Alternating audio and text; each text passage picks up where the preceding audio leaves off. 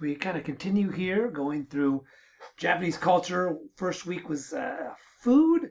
Last week was geography, place, right? And then I'm a historian, so I think that history is a very good way to understand culture. You kind of got to know the background of a place and a people's to understand sort of the contemporariness of it. I think that's anywhere. It's not just Japan, but anything. If you wanted to learn about American culture, you'd have to be kind of familiar with the history. Hawaiian culture, obviously, there's history has shaped it. So this week, we're going to kind of look at Japanese history, and throughout the week. Throughout this semester, we'll kind of spend some time talking about Japanese history, but not all of it at once, because I think we can break it up a little bit because there's definitely other elements that come into play when we're talking about history, which we can see from right here.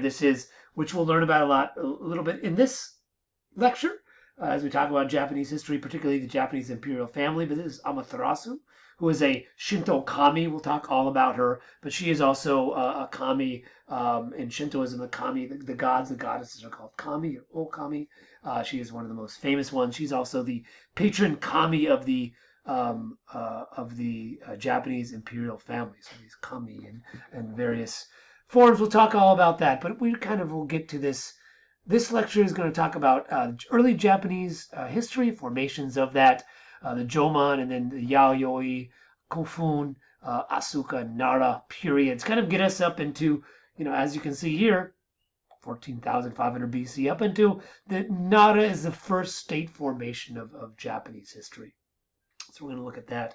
We'll also look at the Ainu people, who are part of this migration story. We'll talk about them a little bit later. Then the last part of this lecture, we're going to look at the Japanese mind reading for this week. Is this concept of Ai-mai, which actually does talk a little bit about early formation of Japan. I like this. I found this on worldhistory.org. Simeon Nachev made it. I think this is sort of a continuum, kind of talks about, this goes up all the way Heian. We're going to do a whole different week just on Heian because it's very important. It's kind of the cultural formation of Japan. But these groups, we're going to talk about a little bit more in this week. The Jomon, the earliest form of, the earliest sort of Paleolithic, Neolithic peoples. Yayoi, you kind of see these red demarcates sort of archaeological sites we have, settlings around the Japanese archipelago. Kofun or Yamato, we'll see why that is important later on. And then Asaku and then Nara period there. And then Heian is when all this gets unified. We'll talk about that a little bit later. But you can kind of see this chronology and as the spreading, the peopling of Japan happened. So where did all this come from? Right? Early human migration to Japan. So Japan was an island. It has been an island.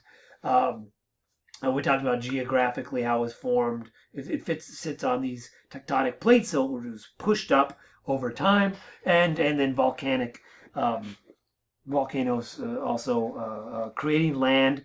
We know that about Hawaii, how land is created through volcanoes here. So it's a little mixture of both in Japan, uplifting of tectonic plates and as well as volcanic activity. But because it was an island, it was settled a little bit later than the main, I guess, Asia, East Asia. As humans came across, they settled in China, settled in Korea, and then back in the day, there was before the Ice Age, about 20,000 years ago. You can see Japan was actually connected to these areas. So people did kind of move in, settled, and they think maybe about 30,000 years ago, these different groups kind of started settling in Japan. Possibly another group, we'll talk about another group, the Ainu, maybe came from the north. Another group came up from China through the Taiwan, the Ryukyu, Okinawa Islands. Maybe another group from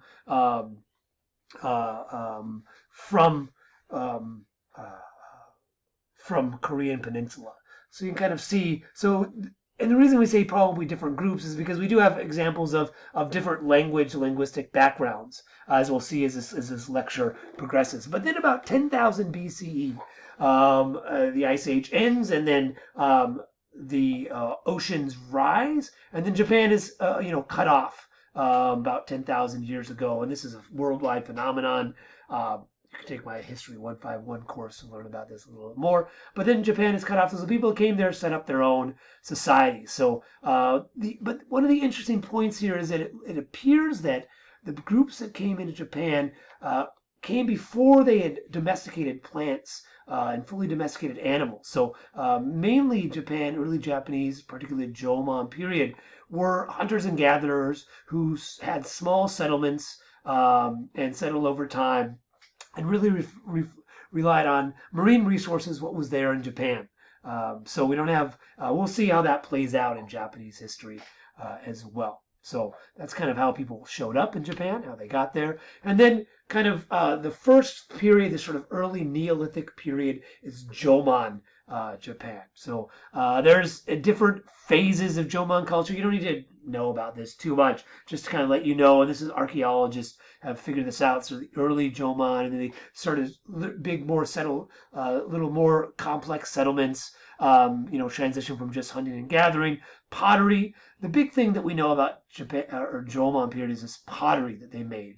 And it's very unique to Japan. It's not found anywhere else. They're made with, they represent cords. So I don't know if it was the technique they made to create the pottery there, if they're replicating other forms of pottery. But we have a lot of very technical, not just pottery used every day, but art pottery as well. And then they also created these sort of Jomon figures. So we get all of these groups coming up. And this took over about 10,000 years, about 14,000 years ago to about 400 CE is this Jomon period. So over 10,000 years of humans settling their place in Japan. Here's a recreation of a Jomon village. So they built these larger structures. Maybe they did. There are maybe some Azuki beans were cultivated. But Japan does have a lot of resources to itself, particularly marine resources. But this is sort of the early settlements of Japan. And the other group that came in here at this time is the Ainu people. So Jomon is sort of traditional Japan, and then the groups that would mix with them would be what we have Japan now. But there is this other group of people, these Ainu peoples, that most likely came over in one of these first waves of migrations. They think maybe from Hokkaido, from the north. And they have their own language, so their language is not related to Japanese, which tells us they're probably migrated at a different time. They might have settled, come from the north and settled down south, but then during the Jomon period, in particular the Yayoi period, which we'll see, they were slowly pushed further north. And then in more contemporary Japan, they were sort of similar to indigenous populations in other parts of the world. They were discriminated against and then really pushed off and sort of kept to to Hokkaido. And so today the Ainu populations, most of them are concentrated in the northern island of Hokkaido. Here's a traditional Ainu house here, traditional Ainu textiles. You can see that this is, they're a little bit different. The way they look, the way they dress, their music. They have different musical forms, and there really is, particularly, there's about 200,000 Ainu living today, and there really is in contemporary Japan a shift back to sort of celebrating and cultural revival of Ainu worlds and language. People are restudying, are learning Ainu language, gaining more sort of acceptance in Japanese society instead of being ostracized, sort of more welcomed there. But these Ainu peoples are also some of the traditional settlers of Japan and so they lived alongside these Jomon and other early civilization, other early peoples and phases of Japanese history. So that's like in the beginning of how humans settled the Japanese archipelago.